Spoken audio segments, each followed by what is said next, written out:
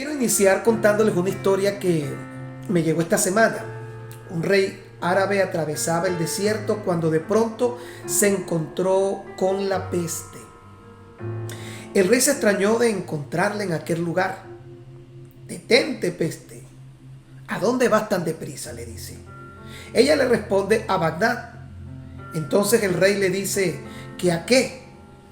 «Pienso llevarme a 5.000 vidas con mi guadaña».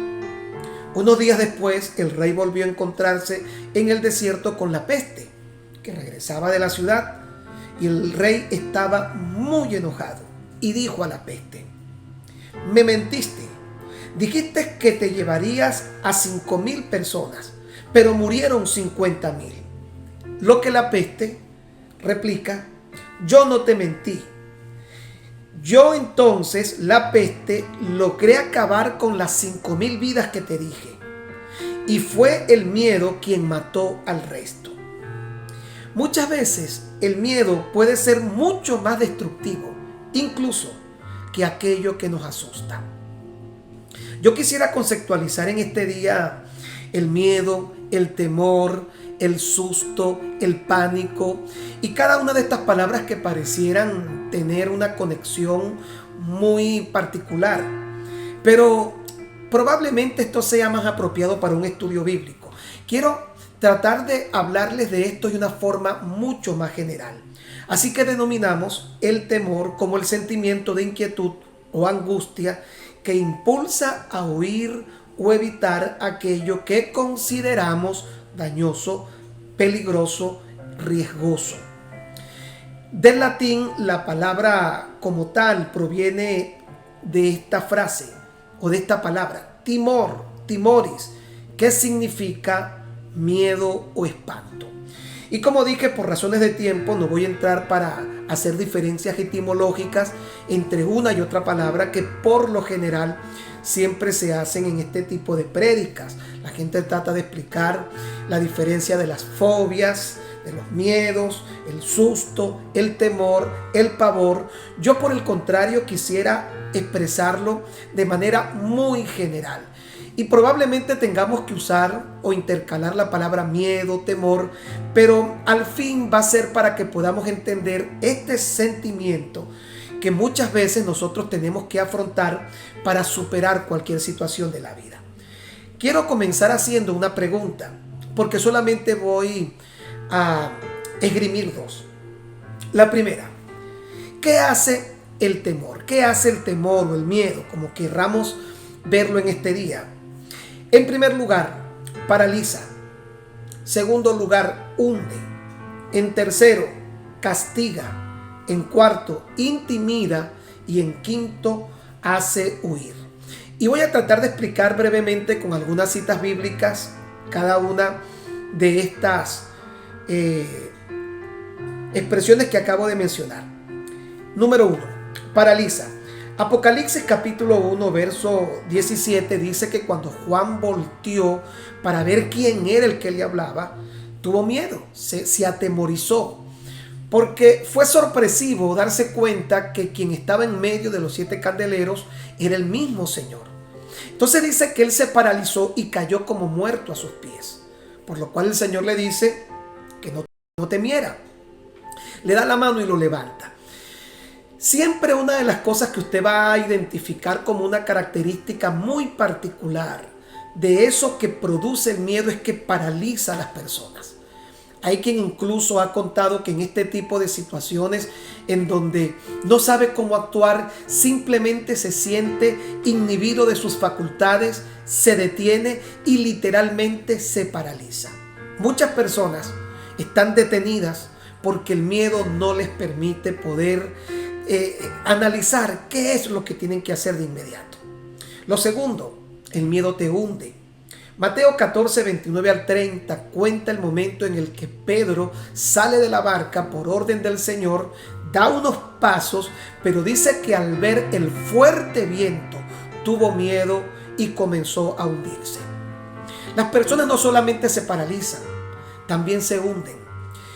Muchas de esas personas que pueden estarme escuchando pudieran identificarse, porque luego de haber tenido una vida victoriosa, triunfante, exitosa, llena de logros, se han dado cuenta que las cosas han cambiado y todo lo que para ellos representaba un logro, un mérito, ha comenzado a desvanecerse, porque el miedo te lleva a hundirte aún sin que tú puedas percibirlo.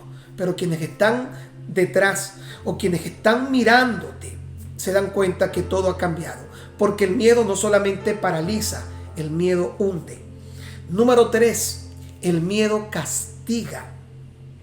Fue el apóstol Juan en su primera carta, capítulo 4, verso 18, quien dijo que en el amor no había temor, porque el verdadero amor echa fuera el temor, de donde el que teme no ha sido perfeccionado en el amor, porque el temor, oiga bien, lleva en sí castigo.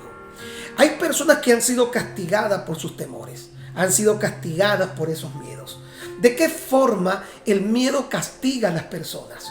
Con insomnio, con depresión, con pánico, estrés, angustias y todos estos sentimientos que de alguna manera uno no puede controlar ni puede dominar. Todas estas situaciones que a veces nos afectan son el resultado del castigo de un miedo que constantemente y de forma incesante ha estado afectándonos. Lo cuarto, no solamente paraliza, hunde, castiga, el miedo también intimida. El libro del Génesis, capítulo 3, verso 10 al 11, dice que cuando Adán y Eva oyeron la voz de Dios que venía al huerto, inmediatamente se atemorizaron. Ese miedo les produjo una intimidación tal que ellos buscaron la forma de esconderse. Cuando muchas personas se afectan por el miedo, logran aniquilar sus sueños, aniquilar sus metas y finalmente se esconden de la realidad. Ellos prefieren no ser vistos, pasar desapercibidos, porque el miedo de alguna manera genera ese sentimiento de intimidación que lleva a las personas a autocancelarse. Y número 5 y último, el miedo lleva a las personas a huir. ¿Cuántas veces hemos escuchado de alguien que abandonó a su familia, que abandonó su profesión, que abandonó cosas que para él en algún momento o para ella fueron importantes?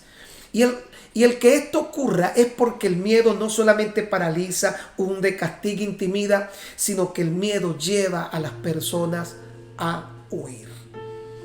Capítulo 6, verso 11 del libro de Nehemías. Cuando Israel regresa a la tierra, al principio tenían un sentimiento de júbilo porque habían vuelto al lugar de su morada. Comenzaron la reconstrucción de los muros y del templo, pero este júbilo poco a poco comenzó a convertirse de forma eventual en temor. Y entonces quisieron huir producto de las amenazas de sus enemigos, las dificultades que tenían.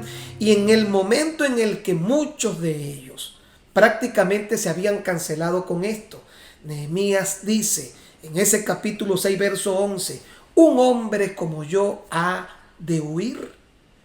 Y ante todo esto nos damos cuenta que esa situación de querer abandonar lo que nosotros tenemos es indiscutiblemente una condición que produce el miedo. Me llama muchísimo la atención porque en la Biblia aparece la palabra no temas 365 veces. 365 veces, que son los días que conforman un año. Es decir, pareciera ser que Dios tiene para cada día un no temas. La segunda pregunta que vamos a tratar de esbozar ahora es: ¿por qué una persona teme o qué lo lleva a temer? ¿Qué es lo que hace que una persona comience a experimentar miedos, temores? Y voy a enumerar solamente 4, pero quiero explicarlas en el mejor tiempo y lo mejor posible. 1, la desconfianza. Una persona que se siente desconfiada obviamente va a sentir de forma eventual miedo. 2, inseguridad personal. Cuando no tenemos una buena fotografía mental de nosotros mismos, somos inseguros en cuanto a nuestra persona. Eso también puede llevar a una persona a ser afectado por el miedo. Y número 3, la falta de palabras de afirmación.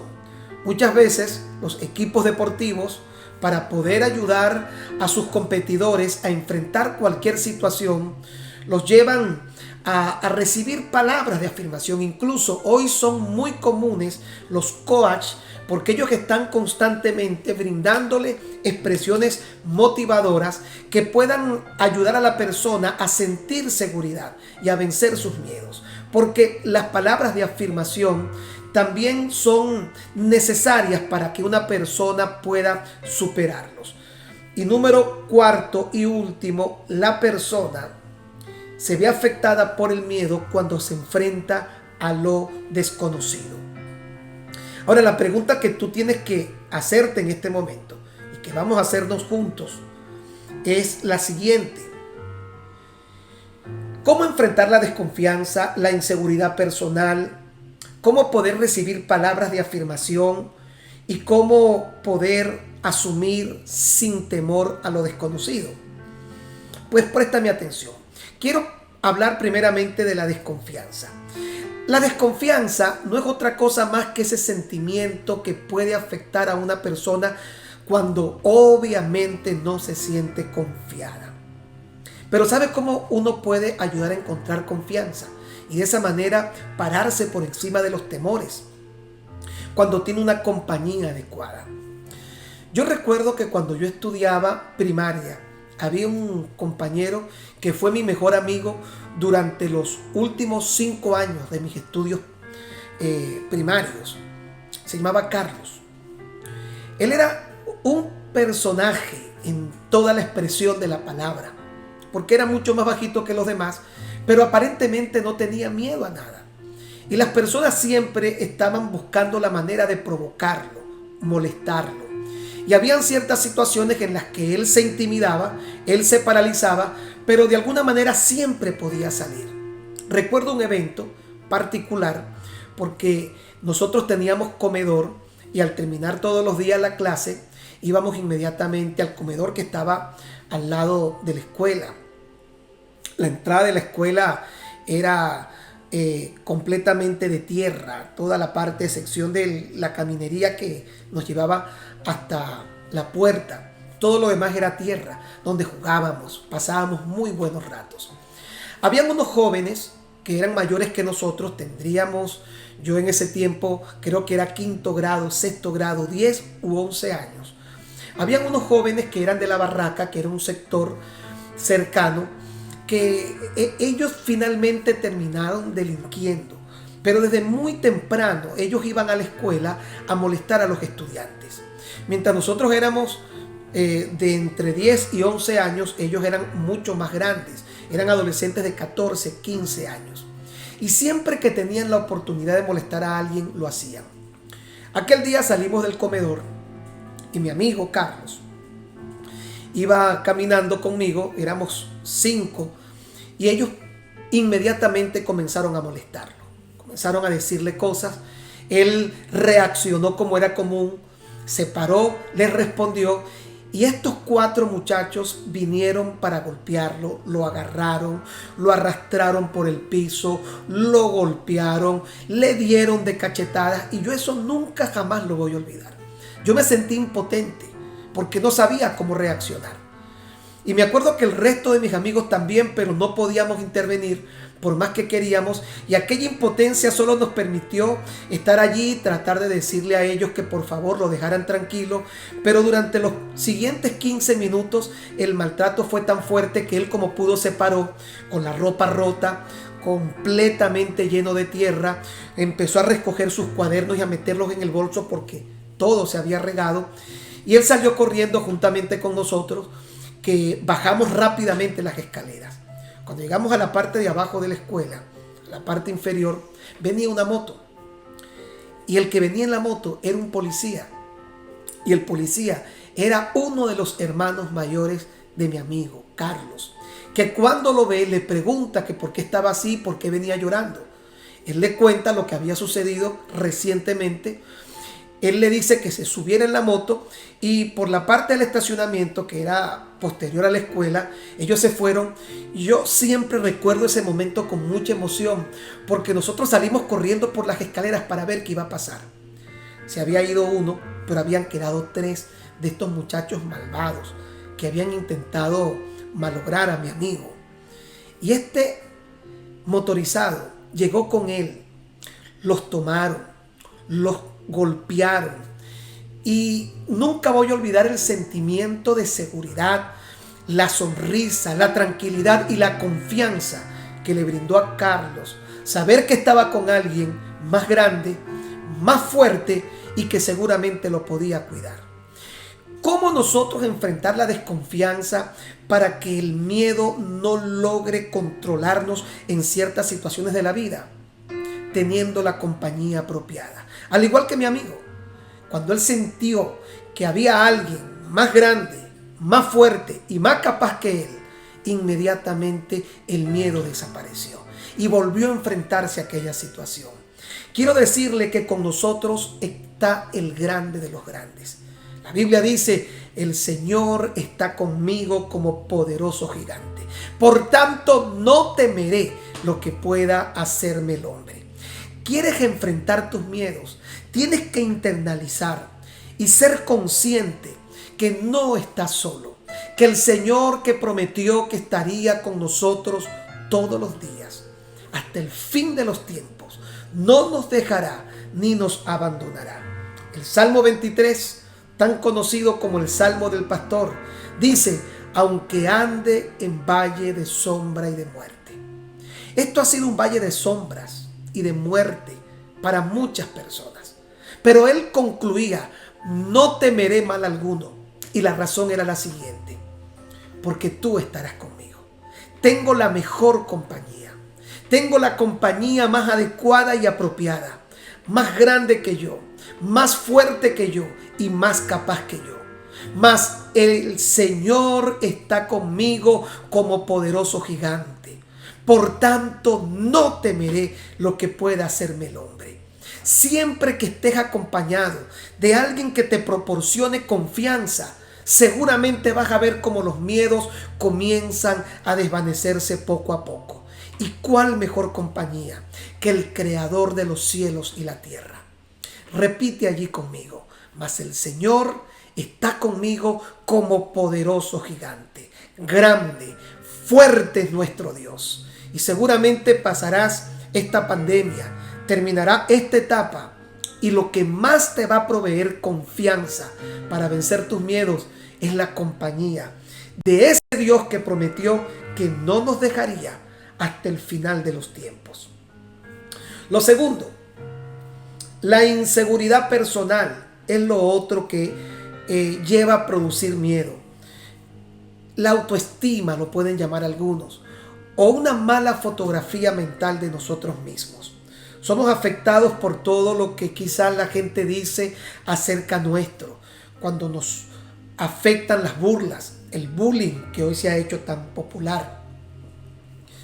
Y pienso que es importante no solo que nosotros sepamos quién está con nosotros, sino poder tener una buena fotografía mental, entender y conocer nuestra identidad, saber quiénes somos, porque esa seguridad personal es el segundo elemento que te ayuda a superar los miedos.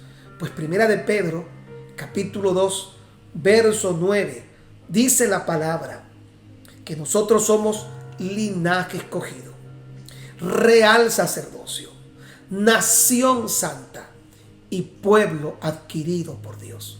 No somos cualquiera, no somos seres humanos comunes y corrientes, por supuesto entre comillas, tratando de entender lo que es nuestra identidad en Cristo Jesús. Cuando entiendes quién eres, cuando eres consciente de todos los beneficios que has recibido y que están identificados con tu personalidad, estás preparado entonces para saber lo que puedes hacer. Entonces es cuando el miedo comienza a esfumarse y a desvanecerse, porque hay confianza, hay seguridad, y esa seguridad es el resultado de quién eres en Cristo Jesús. Si aún no has dado el paso de fe, yo te invito a hacerlo el día de hoy, porque en ese momento te conviertes en una persona con condiciones increíbles, pues tienes a tu favor el nombre de Jesús, tienes a tu favor el poder de la palabra y tienes a tu favor el Espíritu Santo que mora en ti. Entonces hoy te invito a razonar quién eres en Cristo Jesús. Somos hijos de Dios, linaje escogido, real sacerdocio, pueblo adquirido de parte de Dios, nación santa. No somos personas como cualquiera, somos personas con condiciones y con privilegios que fueron alcanzadas para nosotros en la cruz. Así que cobra ánimo y comienza a creer tu identidad. Comienza a creer lo que Dios hizo por ti en la cruz. Número 3, la falta de palabras de afirmación. Decía hace rato que cuando las personas forman parte de algún equipo deportivo, hoy se han hecho muy populares los coaches, porque ellos utilizan las palabras para que a través de ellas tú puedas sentirte motivado y puedas creer cosas que a lo mejor no crees. De ello provienen lo que hoy se conoce como palabras de afirmación. Pues óyeme bien, toda la Biblia está llena de palabras de afirmación. Y hay 3 cosas que necesito que tú puedas asumir el día de hoy de parte de ese libro poderoso de las Escrituras. Y para ello tienes que entender lo que dice Apocalipsis 21:5. El libro de Apocalipsis, capítulo 21, verso 5, dice que las palabras de Dios son fieles y verdaderas. Fieles y verdaderas. Nunca van a fallar y siempre van a ser verdad. Cuando comprendes que la palabra de Dios es fiel y es verdadera, entonces vas al segundo paso como palabra de afirmación. Este libro te da la posibilidad de entender 3 cosas. No eres lo que las circunstancias o las personas te han dicho. Tampoco tienes lo que piensas o lo que puedes contabilizar, cuantificar. Y tampoco puedes lo que tu fuerza te permite. No. Eres lo que en palabra de afirmación la Biblia dice que eres. Tienes lo que en palabra de afirmación la Biblia dice que tienes. Y puedes hacer lo que en palabra de afirmación la Biblia dice que puedes hacer. Si puedes allí donde estás tomar tu Biblia, ojalá tengas la posibilidad de mirarla. Toma tu Biblia y mírala. Y di conmigo, esta es mi Biblia. Soy lo que ella dice que soy. Tengo lo que ella dice que tengo. Y puedo hacer lo que ella dice que puedo hacer. Palabras de afirmación. Toda ella está llena de expresiones que te animan, que te motivan, que te dicen realmente cuáles son tus capacidades, cuál es tu verdadera identidad. Y más allá, cuáles son tus posesiones inmarcesibles en gloria. No es lo que las personas te han intentado decir. No tienes lo que tú quizás puedes cuantificar. Tienes riquezas en gloria, porque nuestro Dios es el dueño del oro y la plata. Y en obediencia tú puedes conseguir estos beneficios. Eres un hijo de Dios. Eres linaje escogido. Eres pueblo adquirido. Eres nación santa. Y todo lo que Jesús hizo en la cruz fue para reforzar en nosotros una identidad. Y cada vez que leemos su palabra encontramos esas expresiones de afirmación que indudablemente van a ayudar a sustituir nuestros temores por la valentía que proviene de la palabra de Dios. Mira que te mando que te esfuerces y seas valiente. No temas ni desmayes. El Señor tu Dios estará contigo a donde quiera que vayas. Y todo lo que hagas te saldrá bien. Cuarto y último elemento que produce miedo, lo desconocido. Si entras a un cuarto oscuro, tu miedo no es solo porque el cuarto esté oscuro. Tu miedo es porque la oscuridad lleva a que hayan muchas cosas desconocidas que tú no puedes prever, que tú no puedes ver. Y el ser humano se enfrenta a lo desconocido con temores. Hay un himno muy interesante y parte de su estrofa decía: nada sé sobre el futuro es desconocido y por eso trae temores. Desconozco lo que habrá mañana. Es probable que las nubes vengan a opacar nuestra luz. Así que lo desconocido tiene que ver con ese momento de algo que empieza que tú nunca habías enfrentado. Esto es completamente desconocido para todos, esta pandemia. Y es normal que tengas miedo. Cuando comienzas un trabajo, cuando comienzas una relación, cuando comienzas en tu matrimonio, cuando viene a la vida tu hijo, tu primer hijo, y todas las cosas que para ti nunca fueron comunes ni normales, sino que puedes identificar como desconocidas, producen temor, porque no sabes cómo manejarlo, no sabes cómo enfrentarlo, porque nunca lo has vivido. Y es allí donde lo desconocido trae temores profundos que te inhabilitan y, como decía al principio, te pueden paralizar, te pueden hundir, te pueden intimidar y hacer que te escondas, todo lo que mencionamos, porque lo desconocido tiene esa facultad. Sin embargo, yo creo que cuando uno piensa en las experiencias que ha tenido, entonces lo desconocido comienza a ser alumbrado. Y más cuando nuestras experiencias han sido victoriosas. Porque el haber vivido una victoria, el haber superado un problema, nos hace saber que lo desconocido probablemente también pueda ser nuevamente superado. Me gusta mucho lo que dice Deuteronomio 8:15 al 18. Dios le dice al pueblo de Israel: el Dios que te hizo caminar por un desierto grande. Y mire, era tan desconocido este desierto que el calificativo que usa posteriormente es espantoso. Otra cualidad del miedo. Te hizo caminar por un desierto grande, desconocido, espantoso, lleno de serpientes ardientes y de escorpiones y de sed donde no había agua. Pero Él te sacó agua de la roca del pedernal, que te sustentó con maná en el cielo, en el desierto, comida que tus padres no habían conocido, afligiéndote y probándote, para que a la postre Dios te hiciera bien. Entonces, cuídate de no decir en tu corazón: mi poder y la fuerza de mi mano me han traído esta riqueza. No, sino acuérdate que fue el Señor tu Dios, fue Él, porque Él es el que te da el poder para hacer las riquezas, a fin de confirmar su pacto que juró a tus padres, como en este día. Dios sabía que la conquista de la tierra prometida era desconocida para el pueblo. Y eso, por supuesto, iba a infundir en ellos temores, miedos. Más cuando habían escuchado que aquel lugar estaba inundado de naciones, y entre ellas los hijos de Anac, que eran gigantes. Pero eso desconocido, Dios pudo enfrentarlo en el corazón de ellos, haciéndoles recordar sus experiencias, en donde, a pesar de que habían vivido algo desconocido, Dios estaba con ellos para decirles: esta es una nueva experiencia, también será desconocida, pero como yo estuve con ustedes, volveré a hacerlo.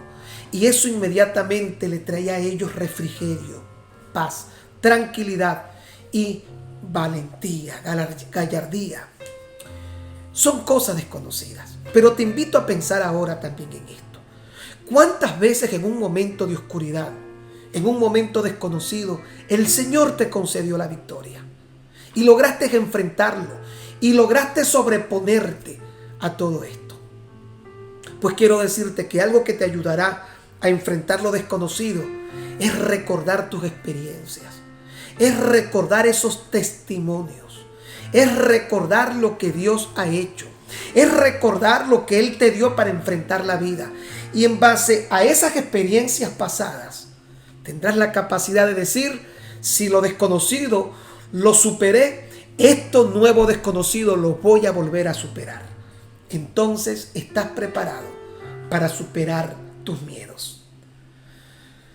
La desconfianza solo puedes vencerla con compañía adecuada. El Señor está contigo. La inseguridad personal solo puedes enfrentarlo entendiendo tu identidad. Eres real sacerdocio, nación santa, pueblo adquirido por Dios, linaje escogido. Eres hijo de Dios. Afirma tu identidad. La falta de palabras de afirmación, lo que la gente ha dicho de ti, no importa. La Biblia está llena de palabras de afirmación para decirte lo que eres, lo que tienes y lo que puedes. Recuerda, esta es mi Biblia. Soy lo que ella dice que soy. Tengo lo que ella dice que tengo y puedo hacer lo que ella dice que puedo hacer. Cuarto y último, lo desconocido. La vida siempre tendrá delante de nosotros lugares y espacios que para nosotros fueron completamente privados de nuestro conocimiento. Pero si en el pasado superaste lo desconocido, haz que tu experiencia, rememora tus testimonios y di, si ya superé algo que no sabía cómo hacerlo, entonces puedo volverlo a hacer, porque el mismo que me dio la victoria en el desierto es el mismo que me dará la victoria en la conquista de la tierra prometida.